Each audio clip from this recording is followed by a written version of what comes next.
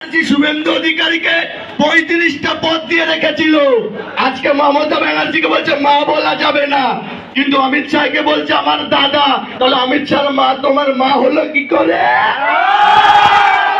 ৩৫টা পদ দিয়েছে, বলছে কিছুই দেয়নি। আজকে দিলীপ ঘোষের পাশে গিয়েছে কি করতে? জুতো চাটতে, জুতো। শুভেন্দু অধিকারী, এই ছাত্র সমাজ প্রস্তুত আছে, তুমি সেই মায়ের কুলাঙ্গার সন্তান। তাই ৩৫টা পদ দেওয়ার পরেও, বাড়িতে মন্ত্রিত্ব, চেয়ারম্যান, বিধায়ক রাখার পরেও তুমি কুলাঙ্গারের ভাব নিয়েছো। তুমি মানুষ নও, তুমি বেঈমান, তুমি বেঈমান, তুমি বেঈমান। বাংলার ছাত্র সমাজ প্রস্তুত আছে, ভাঙড়ের গিয়াসউদ্দিন মোল্লা আছে, উত্তর ২৪ পরগনারও একটি আছে।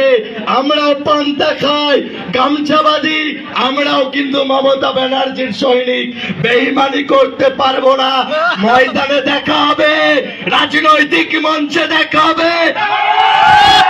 তোমার পান্তা খাওয়ার শরীর যাই হোক না কেন, কাঁচা খুলে পাঠাতে আমরাও পারি, কারণ আমাদের নেত্রী মমতা ব্যানার্জি কোন গরুর দুধে সোনা পাওয়া দিলীপ ঘোষ না। গিয়াসউদ্দিন মোল্লা প্রস্তুত আছে তোমার জন্য, শুভেন্দু অধিকারী। আর আমি বুথ কর্মী, আমরা বুথ কর্মী প্রস্তুত আছি তোমার কাঁচা খোলার জন্য। ৩৫টা পদ নিয়েছিলে, আর কি গেছো? সাবান মাখতে, সাবানের অভাব, সাবান তোমার খুঁচিয়ে দেব। বাংলার মানুষেরা প্রস্তুত হয়েছে, আসো তোমরা, লড়াই হবে, লড়াইয়ের মাঠে দেখা হবে। আজকে দিলীপ ঘোষের পাশে দিলীপ ঘোষের পা দেখানো হচ্ছে তোমার মুখে, খুব ভালো লাগছে না? এটাই চাইছিলে। গিয়াস ভাই বলছে, এবার শোনো কি বলছে ভাঙড় থেকে। भाई और बहनों, 2014 में पावर में आने से पहले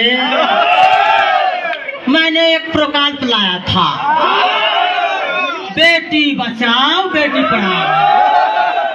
लेकिन मित्रों, मेरे बहुत सारे मंत्री नेताओं ने हिंदुस्तान की बहुत सारे लड़कियों को बलात्कार कर डाला। मित्रों, विकास हुआ क्या? नहीं।